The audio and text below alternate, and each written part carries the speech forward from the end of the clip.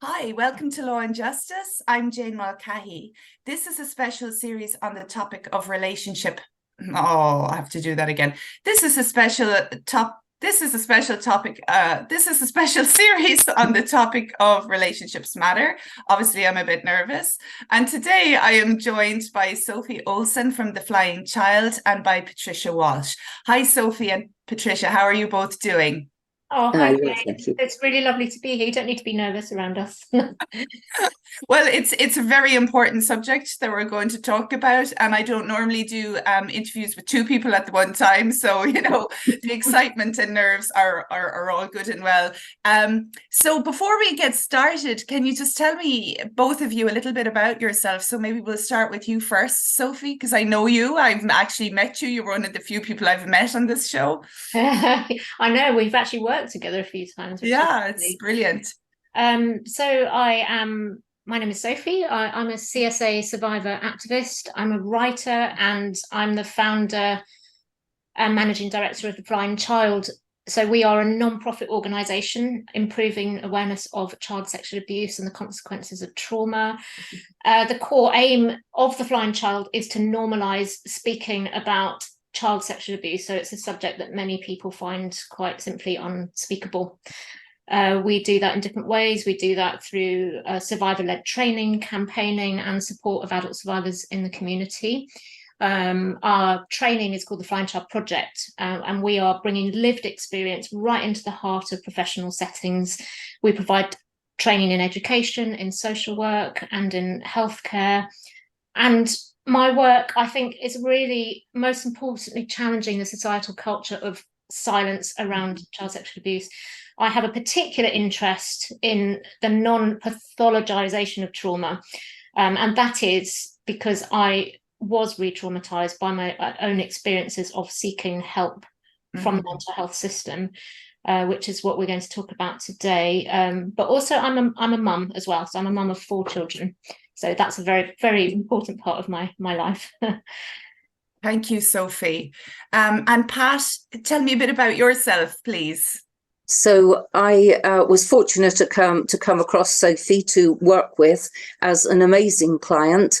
I'm a psychotherapist, a trained counsellor, and my early days in nursing and occupational therapy taught me very much about the physical side of trauma. Wow. I then went on to look more deeply at the psychological aspect, doing hypnotherapy, doing my counselling course. I worked with women in refuges. I worked as an independent domestic violence advisor. So I covered almost every aspect of trauma until finally I was given the ultimate challenge to work with adult survivors of childhood sexual abuse. And it really grew me as a person as well. I had to really be on my toes to start to get to grips with what was different about this type of abuse. So Sophie was a brilliant example of how to help me to work with her. Okay, thank you, Pat. You certainly have a very wide-ranging, fabulous experience. So, Sophie, you have a history of serious mental illness. I'm putting that now in inverted commas and quotes, and also addiction. What brought you to seek out Pat for psychotherapy? Well, I first met Pat a few years before at a peer support group for survivors of sexual violence. Pat was the facilitator of the group. And I had built up a bit of trust, I think, with Pat. So I never intended to go to her as a private client. But I ended up, I think I was on the waiting list at that point for specialist therapy through the charity that I was with. But then when that started, quite quickly after that, the person ended up leaving the profession, and I felt like I lost so much hope at that point because I'd had years and years of trying to failed attempts at therapy. Really, I just had been in and out of the mental health system, hadn't really got anywhere, and I was really feeling quite hopeless. And the only person that I could think of to contact was Pat. And I saw it, I think in my own mind, it was like a last ditch attempt. I'm just going to try again. And I asked Pat if I could meet her, and I think we met for an assessment. I think, is that right, Pat? Yes, that's right. See how we might work together, and yeah, I took it from there. And it was the best decision I've made. Yeah, it certainly sounds like it. And so how I discovered you briefly, Sophie, is on Twitter, where I read some of your writing about your experiences of child sexual abuse, and through this amazing format of the fairy story. We'll get onto that in a second. But to return to you, Pat, for a moment, because I'm very interested in trauma, which is why I've tuned into the subject. And again, how it's a very specific form that kind of destabilizes the self, and there's various techniques that abusers use to confuse and blame and shame, and society doesn't do a good job either, as and there are failings within our system, as we'll discuss. But a felt sense of safety around other people is extremely difficult for anyone, I think, with complex trauma, including trauma of this kind. How do you, as a psychotherapist, Pat, seek to establish safety in order to foster trust, which is very difficult, and to form a positive therapeutic relationship? Okay, so my most important part of this is to be with the client in a non-judgmental way. So I'm looking to see what's going on for them. I'm really listening. I'm really seeing what's happening. When they describe situations to me, I'm working from, all I can call it is the true self, and not the ego self of, I'm a psychotherapist, what tools in my bag have I got that I can apply to this particular client? I'm listening, because sometimes I'm having to admit to myself that I might be having to look at a whole lot new, different tools that I might not have in my bag. So that's my way of initially approaching someone. After that, then it's very much being the human.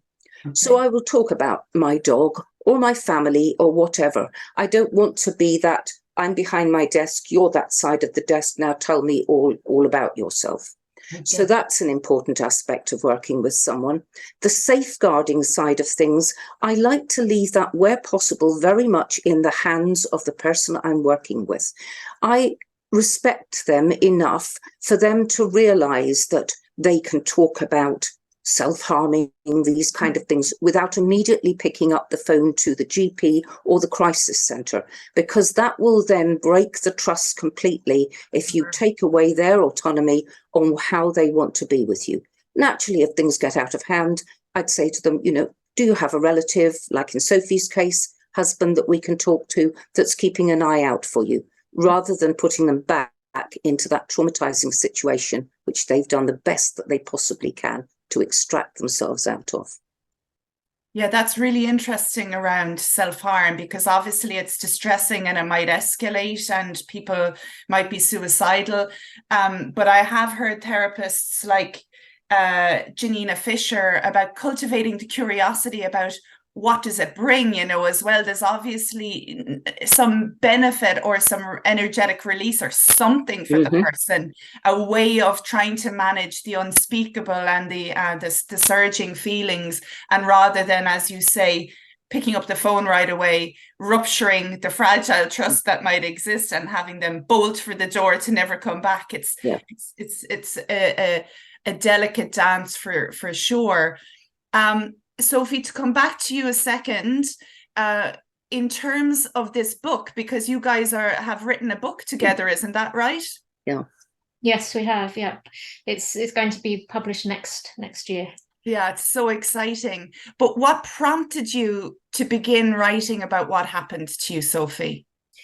Pat prompted that. I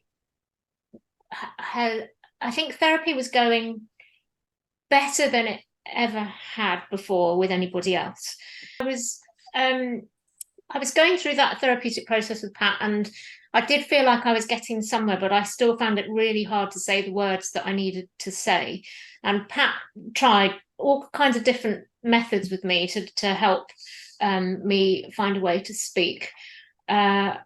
And they did work, I would say, to an extent, but I still felt really stuck when it came to saying the actual words. And I knew that I needed to say the actual words to actually be okay.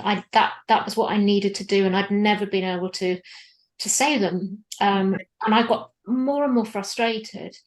And I remember we came to the therapy session that I believe would be my last one. And I got really quite frustrated with the whole process. And I think I might have said to Pat, well, there's no point. I can't do this. I don't think I should come back. Is that how you recall it, Pat? I'm not quite sure, but I think I was probably getting a bit angry, a bit cross. And yeah, I do remember as I walked away that Pat then said to me, try writing it as a fairy tale. Start with the words, once upon a time, there was a girl. And I was really cynical. I didn't think that would help at all. And I left the room thinking that was it and that I wouldn't go back. And that night I started to spiral again, as I was always spiraling. I wasn't doing very well. And I got out my phone and I started to write on my notes app on my iPhone, and I just typed, once upon a time there was a girl. And I started to tell the story and write the words, but in this quite abstract third person way. I came up with a name, the Little Princess, which represented me, and the evil king represented the abuser, and the butterfly queen represented the mother. And I wrote this, what is now, I think, the first chapter of The Flying Child. But most importantly, I emailed that chapter at that point in time. So it was quite late at night. I think it was about 11:30 at night. And I emailed it to Pat with the most horrendous feeling of shame, of dread, of fear, of regret. This feeling like oh my God, what have I just done? What have I just done? I've just sort of released these poisonous words, and I've sent them out there into the ether, and now Pat's got them, and what's she going to do with that? Yeah. What she did was send me a reply, and the reply was quite brief, but it was, thank you for sending that, well done, keep going. And that made all the difference, because I could breathe, and I thought, okay, maybe I can do it again, and maybe I can try writing the next bit. And it's something that I reflect on a lot, because I think if she hadn't replied, I would probably never have gone back to her again the following week. I would have been so tied up in shame that I probably wouldn't have gone back. So it was really interesting that her response, that I think a lot of people would think is unusual, made such a big difference. It opens such a big door for me, and for our therapeutic relationship then it allowed it to continue. Yeah, thanks, Sophie. You've told me that before, and for me, it's a fascinating kind of insight into what was necessary for you. Obviously, the beginning to write your story and to find the words and to speak the unspeakable to someone was crucial. But for me, what was fascinating was that had you not got that near immediate reply from Pat, brief though it was, that would have been it. You'd have been done. Yeah. You wouldn't have progressed. The relationship would have been over. And it does strike me as unusual, because therapists often erect these boundaries and kind of, your slot is 5 to 5:45 on a Tuesday, and that's where we talk about the issues. And maybe Pat will have another little chat about that in a second. But Sophie, had you never tried to tell anyone in psychiatry or in addiction what had happened to you before? I had tried. I'd been shut down, actually. Okay. So when I went into rehab, we were encouraged all the time in a very small group of peers to dig deep and to uncover the root causes of our addiction, whatever that addiction may be. And so I did make an attempt. It wasn't the safe environment though that I needed. Partly because I was in there with men. Actually, I was in there with men, and a couple of those men were in there for sex addiction. It didn't feel like it wasn't conducive to feeling safe. But however, I did make an attempt, and I do remember saying to one addiction therapist, I think I said something like, I didn't have a good childhood, or I would like to talk about what happened to me as a child. And she shut me down with, there's no point in looking back. You're an adult now, not a child, and you need to take responsibility. Wow. And so I didn't try there again, but I did try with my psychiatrist.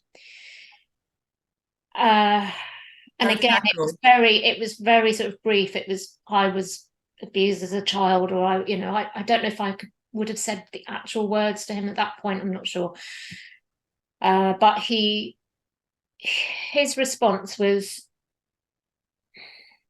dismissive, really. It was, I'm sorry. Excuses almost. I'm sorry that happened to you, but let's look at this mental illness. That he always would take it back to this idea of illness, mental illness. What medication am I there to get this week from him? What is my new diagnosis this week? That was always the focus. It was very, very medicalized. He did, however, refer me to an EMDR therapist when I was an inpatient actually at that hospital, and I had an extremely negative experience, really, really negative experience. So I ended up losing trust, losing faith in that system. I was told by my psychiatrist that I would never recover. I remember him sitting me down one day and saying, quite kindly, but he said, I need to make it very clear to you that you cannot recover from this illness. It is severe and enduring. He used those terms. I'd never heard that before. The severe and enduring mental illness, you cannot recover. You will never live without community support or medication. I'm sorry to have to tell you this, but this is just the way it is, and you need to come to a level of acceptance about that. And then he sacked me as his client, and he was trying to retire, I believe, at the time, and cutting down some of his clients, and I was one of the ones that he let loose. Yeah, because he was saying that there was nothing more that he could do for me. And at that point, I did end up then being given somebody new, and she had far more empathy and kindness and acknowledgement of there being a past traumatic experience, but yet it was still extremely medicalized. The whole thing was very medicalized. And unfortunately for me, that just was never going to work, because it's a self-fulfilling prophecy. I just believed, well, if I'm ill, well, then what's the point? If I'm ill, then I can't recover. They're telling me I can't ever be okay. They're telling me I can't do this. What's the point? It was very, very difficult to be told something like that by somebody. And yet there was always a spark inside me that felt a huge amount of anger that I was being told that. Almost like, well, how dare they? They have no idea what I've been through. They have no idea what my life is like or what it's been like. How can they make that judgment call? What allows somebody to be able to? It felt like being cursed. I mean, that's how I always think of it. It's like being cursed. It's again this sort of idea of the fairy tale, but they were the ones that were cursing me with this this prediction of my future, and it wasn't good to hear. No, I'm glad you mentioned that kind of anger and rage, actually, because how could you not have it? If you knew the origin of your difficulties in your heart and soul, and that you had a suspicion that you weren't sick beyond repair from the day you were born, kind of thing, then it was very outrageous and galling to have that kind of message without any willingness to dig into the root causes.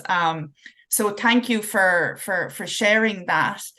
Pat, if I could return to you now for a second about, using writing and other methods, I suppose, as tools for trauma processing. Now, what one to choose might depend on the person, but for Sophie, writing was a good method to integrate these unspeakable past experiences. Why did you suggest to Sophie that she might attempt to write her story, and why a fairy tale? Okay, so when we were working together, she brought lots of different pictures. We were tending to put them into some sort of chronological order, and I was looking at these pictures thinking, yes, but we need to now piece these pictures together. What do they all mean?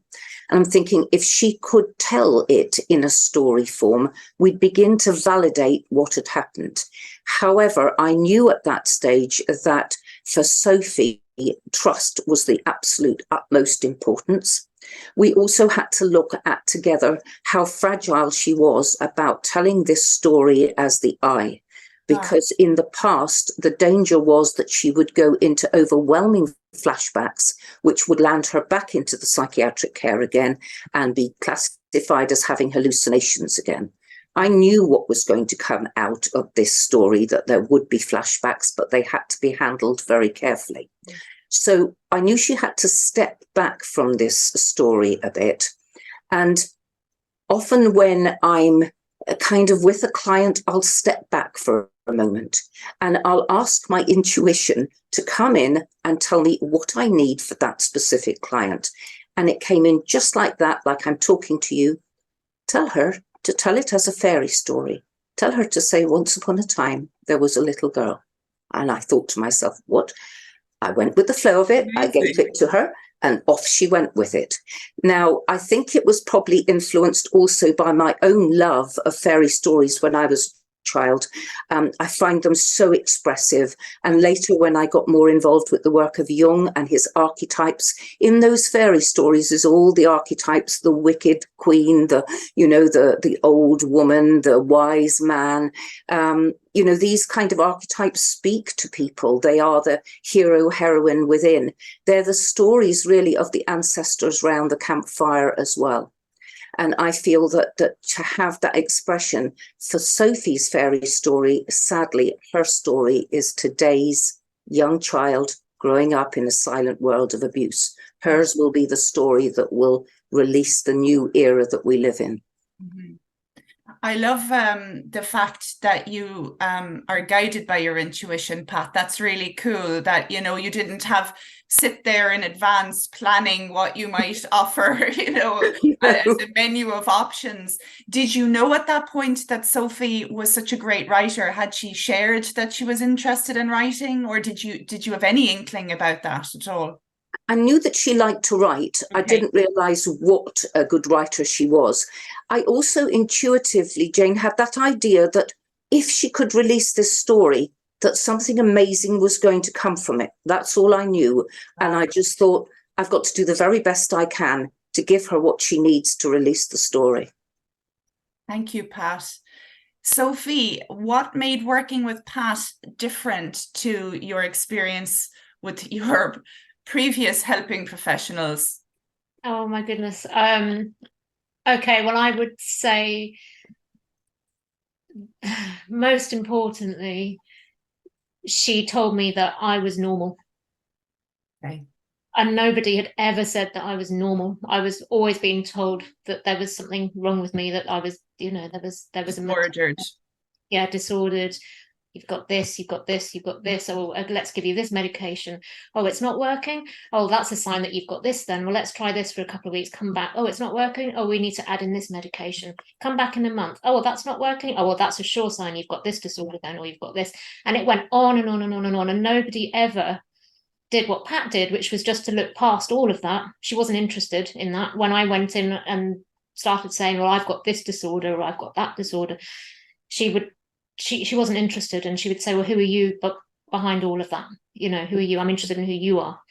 And I remember her saying once, when I started to confess with great shame, all the things that I was doing to survive, or coping mechanisms such as self-harm, which was a particularly big one for me at that time. And she was very calm, and she just said, well, of course you're doing these things. Of course you're feeling this way. You're reacting totally normally to an abnormal situation that you were put into as a child. And then she said, I would be more concerned if you weren't responding like this. Right. You know, and that was a game changer for me. Because if I was normal, then maybe I could be okay. Maybe I would survive. I didn't believe when I started seeing Pat that I would survive this. I thought that I would die by suicide, that it was only a matter of time.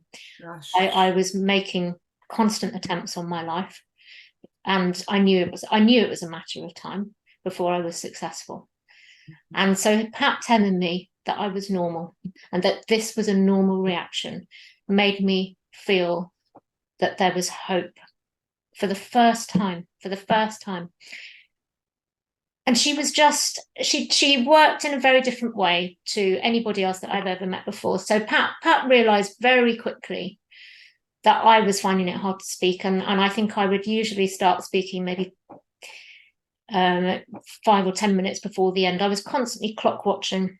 Okay. That 50 minutes, you know, would go around really fast. And then one day I went in and she'd opened up the next session for me, and she said, I've freed this one up for you. If you want to stay, you can stay for longer. That made a huge difference as well, because I could then say a little bit more. Mm-hmm. I'd never experienced that before. And I remember her telling me to forget time, that this is so much more important than time. Wow. And the relief that came with that was absolutely immense. I could never, ever experience anything like that. She also was in a position where at times I couldn't pay. And she would say to me, pay it forward instead. And that has really stuck with me, because again, it sort of felt like it was life-saving for me. Because if I could, it's expensive to survive, you know, it's really different. And I've kept that in my mind throughout the setup of my own organisation, you know, being able to now be successful with our funding bids and being able to offer free support for adult survivors of child sexual abuse. It's always Pat's voice in my mind saying, pay it forward. And that's what I'm doing. I'm trying to pay it forward in my own work. Yeah. She also worked with me. She was very, I mean, you use this word attuned to my, you know, she was very attuned to my needs. I think if I needed her by my side, she would sit next to me. If I needed her to hold my hand, she'd hold my hand. If I needed her to walk outside, we would walk outside. You know, I felt like she listened to what I needed. And she was always available. So this communication that I described earlier, where she sent back her email response late at night, that became then a pattern of us working. My writing would often take place in the evenings at night. The trauma, therefore, was coming up at night time, and I would start to communicate that with Pat, and she was always available. And again, that was very unusual. I'd never experienced anything like that before. I felt quite a lot of shame around it for a long time. I felt quite embarrassed about it, that I was taking her time. So it took a lot of reassurance. I think Pat would reassure me that was okay, that was her choice. And but yeah, so very different to anyone that I've worked with in the past. Thanks, Sophie. And I can well imagine how being validated and having your coping strategies normalized did give you hope for a future, for a life, for a healing, in a way that hadn't been available to you previously. Pat, I'd like to ask you a bit about boundaries, because Sophie was talking kind of about them there, and how you were very unique and very available in a way that I don't think is typical at all of psychotherapists, good as they may be and kind and, you know, well-meaning. I don't think there are too many who write emails late at night and read drafts of chapters.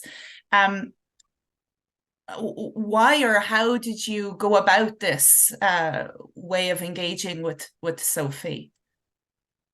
Well, I knew that if I had these typical therapeutic boundaries around me, we would never get anywhere, because you couldn't say, we'll come back next week and we'll continue on with the story. I've often likened it to, going back to my nursing skills, I've often likened it to a patient in intensive care unit. And you wouldn't say, well, I'm awfully sorry, but, you know, I'm going off for a week now. There's your drip. Would you like to look after yourself? Right. Yeah. And I Good don't analogy. see, exactly. I don't see psychological traumas any differently. If you're having a flashback in the middle of the night, you want somebody there, you know, holding your hand. And that would be the most beautiful thing to have, is a sort of unit or a place where you could sit and work with proper therapy, round the clock therapy, when people need to talk these things out. I think you'd see much faster results in that way, because they'd be processing as they needed. It's so detrimental to them to hold all that stuff for a week, and then you've got your slot of 1 hour. What can you really achieve in that? Very often they've bottled it up, and then they start to talk about it, and then it's the hour's up. And I just find that such a restricting way to work. So as far as I was concerned, my boundaries were safe for me. I have ways of looking after myself that I don't get overtired, that I am able to cope with what's going on. And for me, this journey with Sophie was such a profound journey together that I couldn't put restrictions on it. And I didn't find what many people might say, wasn't she becoming a demanding client? Yeah. No, she was giving me the information and I was saying, okay, this is what I make of it, over to you. So it was a real sort of two-way process that was going on here. And boundaries, the strict psychology boundaries, would just not have worked in this situation. No. Well, as Sophie says, she may not be here were it not for the fact that you were heart-centered and available to her. But that's a lot for one person. Like if you had several people like Sophie, or, you know, with their own stories, their own needs, it is quite or could potentially be quite demanding for one psychotherapist. So can you say a little bit more about what you would like to see available for people in Sophie's position? Is it a kind of therapeutic community, or what type of a facility?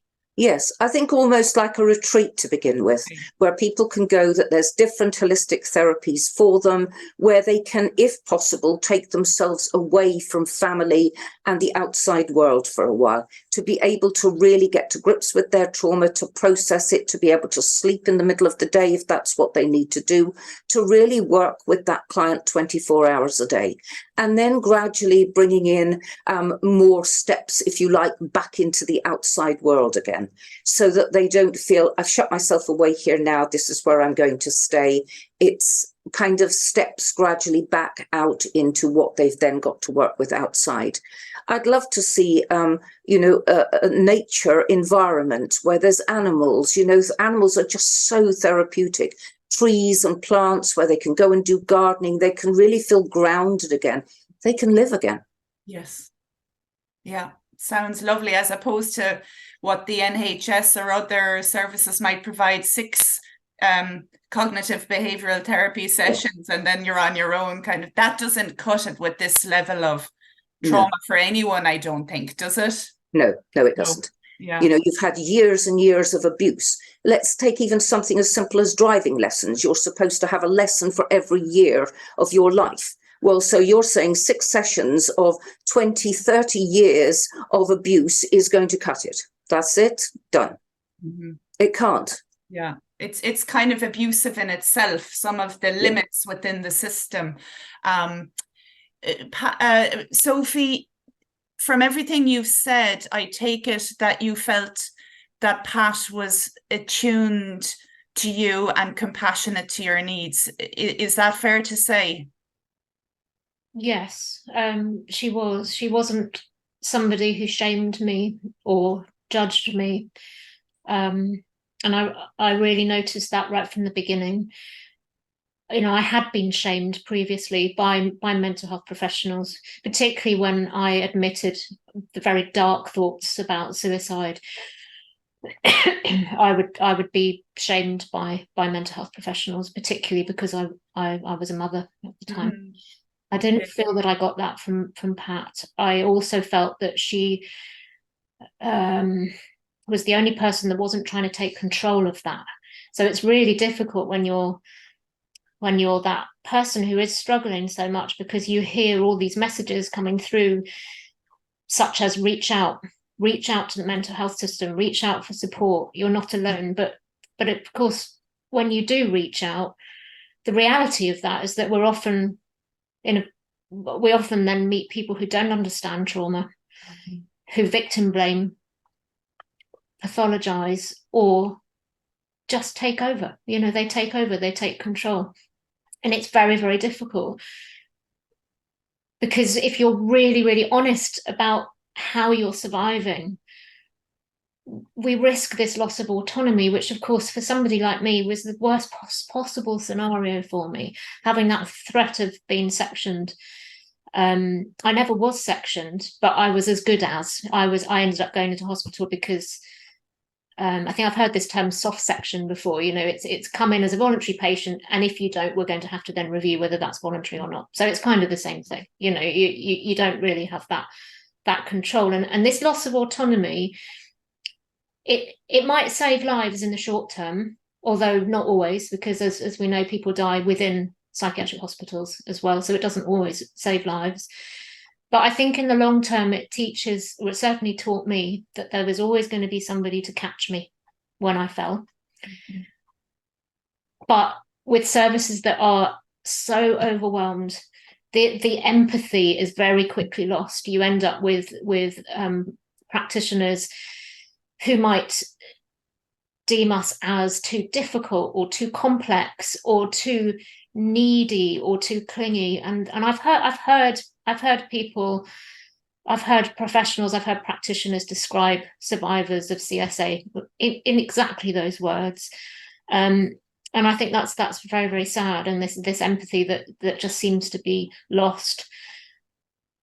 And of course, it ends up for somebody like me, that loss of autonomy with a professional who is lacking empathy. It's a direct mirror then to the abuse perhaps that you might have experienced in the family home with a cruel parent or an uncaring person in your life. And it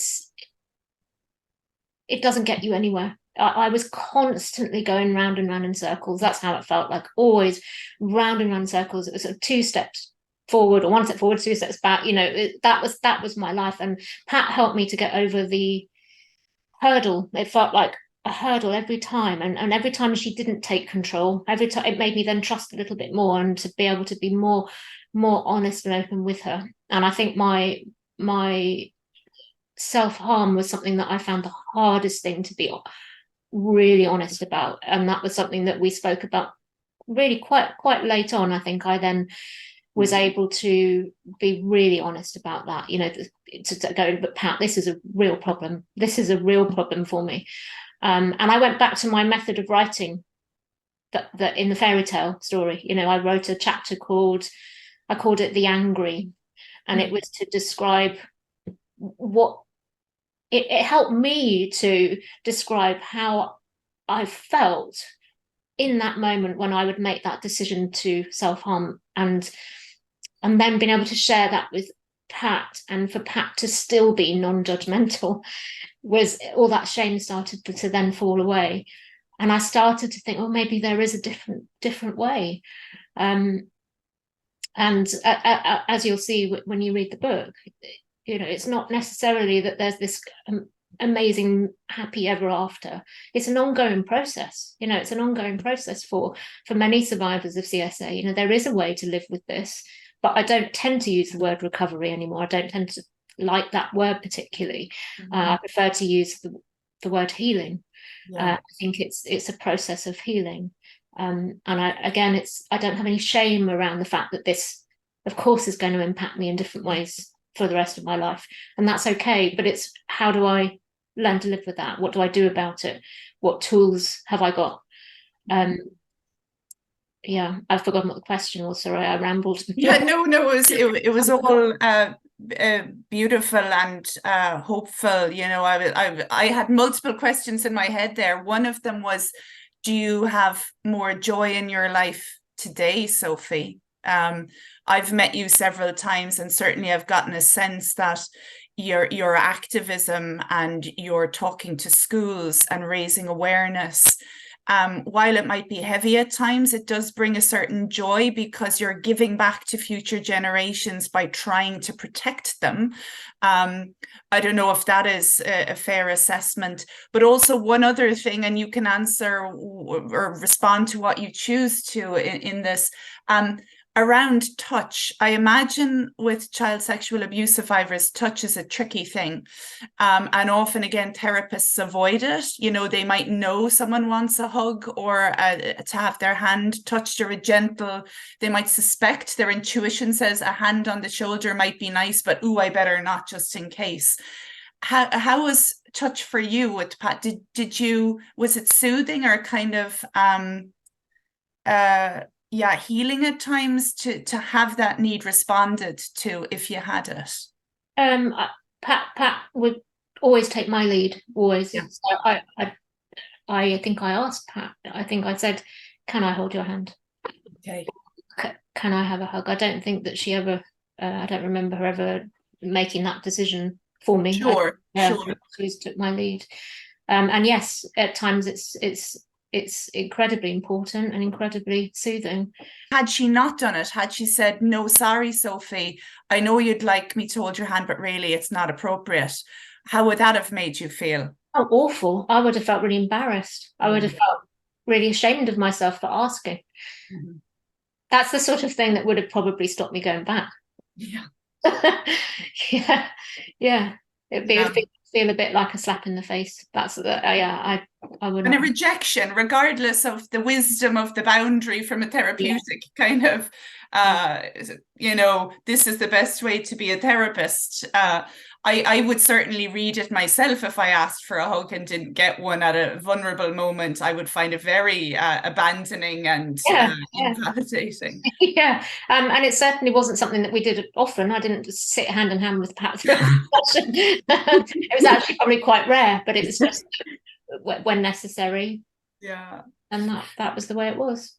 And just on the joy, do you find that there is more joy in your life? And is the activism, is that a way of, channeling these awful experiences into something positive for you, Sophie?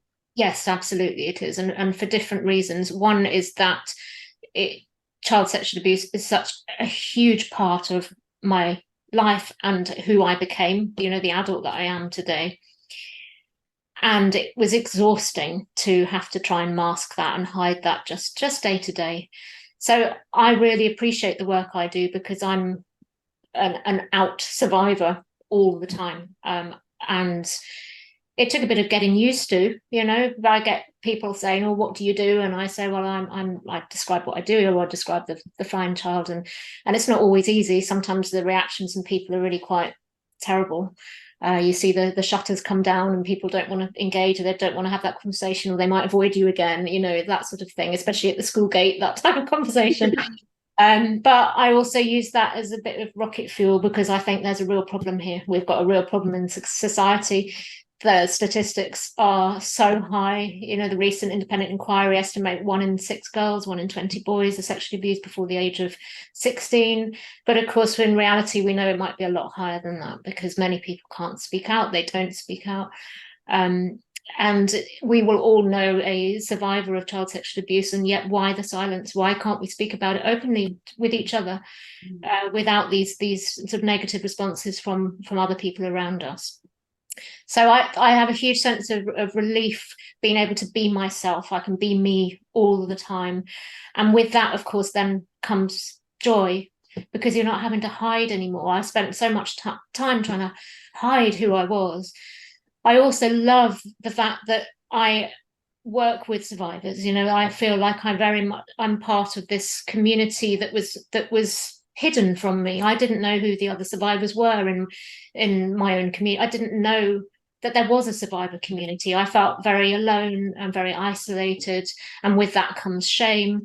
It feels like there's no place in the world for you, that you don't really fit.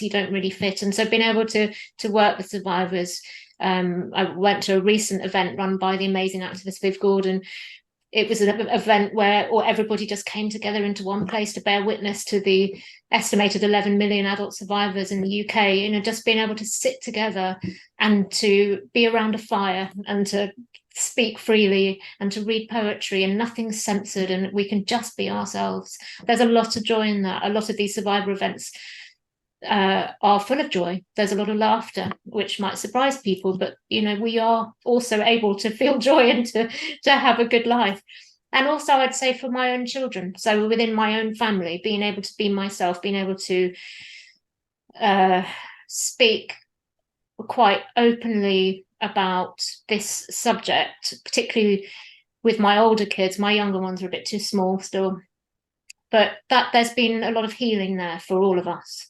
It's taken them a bit of getting used to as well, because they were growing up seeing me having to mask. You know, they saw poor mental health. Sure. Because that was, you know, I wasn't able to live without processing this trauma, and so they just saw those symptoms of poor mental health, which actually was just really symptoms of silence. You know, I needed to speak.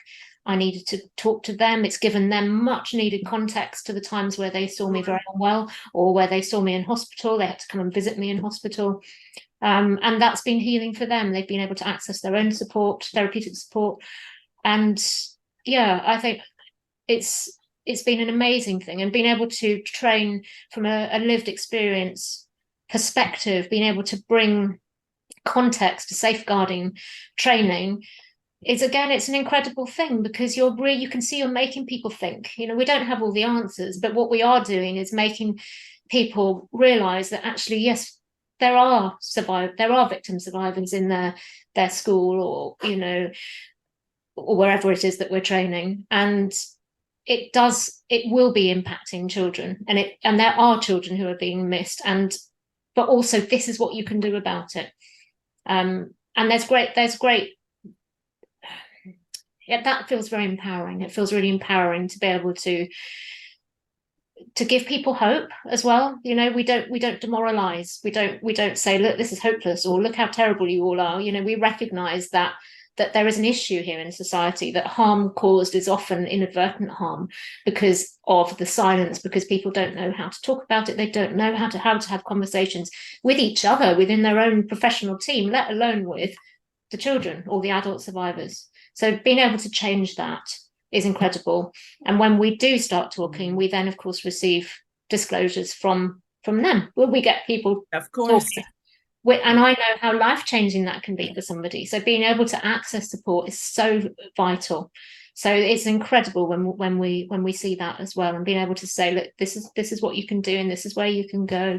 You know, this is how you can access support. Yeah, it's very inspirational work for sure. You know, I'm very excited about your book, guys. I think it'll be a wonderful resource for survivors, but also, you know, therapists, helping professionals, schools. Really, everyone should read it, because it's also, the bits that I've already read of the story are incredibly beautifully written, you know, so there's artistic merit aside from what we can learn about this very, very difficult and uncomfortable subject for so many. I've one final question for you, Pat, and it is, do you think in general that love has a place in psychotherapy? Love sometimes has a lot of misconstrued ideas around it. But if I'm asked how I work from the heart. Okay. That's very important for me. That gets me in touch with the true self. Then there's no barriers between me and my client. I hope that they can feel that warmth radiating out from me, so that they then can feel that they can respond back to me. It's that kind of cold clinical feeling that you get when you go into a hospital that makes people think, oh, they're in charge now. I can't really talk about myself properly anymore.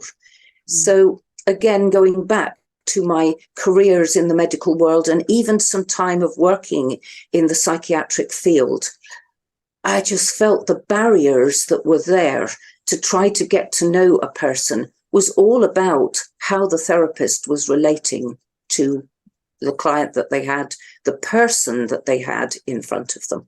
Mm-hmm. So for me, working from the heart is the most important thing. And like as Sophie said, you know, if she wanted a hug, that's human. Yes. Why would you not give somebody a hug? You can't sit there and go, in my rule book, it actually states that I can't do this. It's human. Animals, when they're in trauma, they'll gather round each other. They'll form that community feeling. Why have we become so strange and so estranged from each other? What a phenomenally beautiful way of putting it. Yeah. Yeah, that little bit of comfort is so important at the human level. Guys, you've been so generous with your time and your insights. Is there anything else that you'd like to say, either of you, before we finish up? Sophie or Pat? I would like to end with one quote that Pat, that's in the book. This was a message that Pat sent to me at one point when I was really, really struggling, and it just stuck in my mind. So I always like to say it, because you never know who's going to listen to something like this.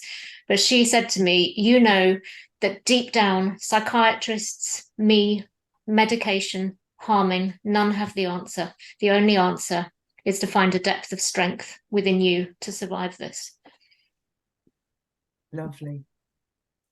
Thank you, Pat, for saying that, and thank you, Sophie, for sharing it. And have you anything final that you'd like to say, Pat?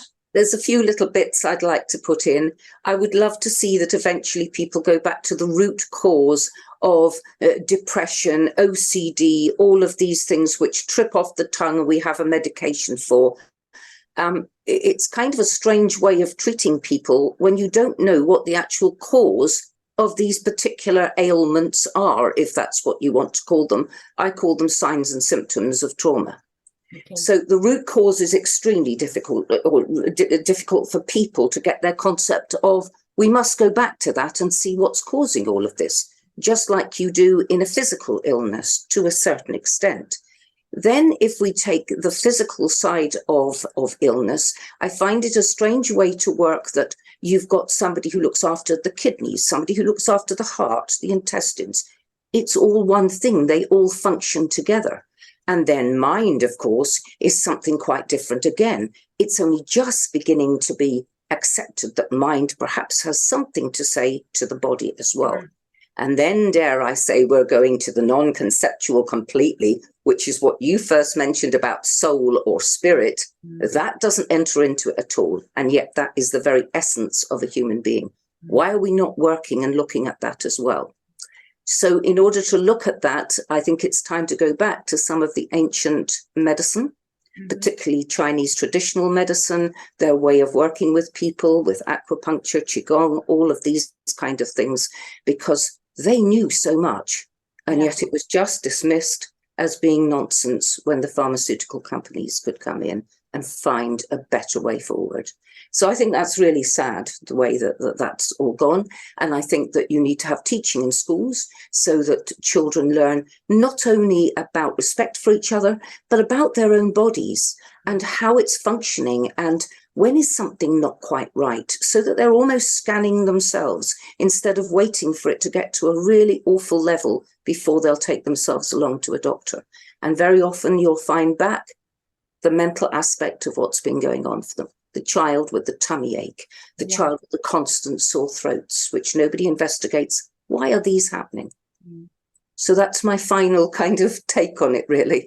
I love it. I love it. I mean, there's so much there as well about frozen energies, I think, you know, so the Eastern or indigenous practices, we're slowly learning the great wisdom in them in the West. So guys, thank you so much, Sophie Olson and Pat Walsh. I await your book with great anticipation and wish you so well for its publication. Thank you for joining me on Relationship Matters. Oh, thank you, Jane. Thank you so much, Jane. Thank you.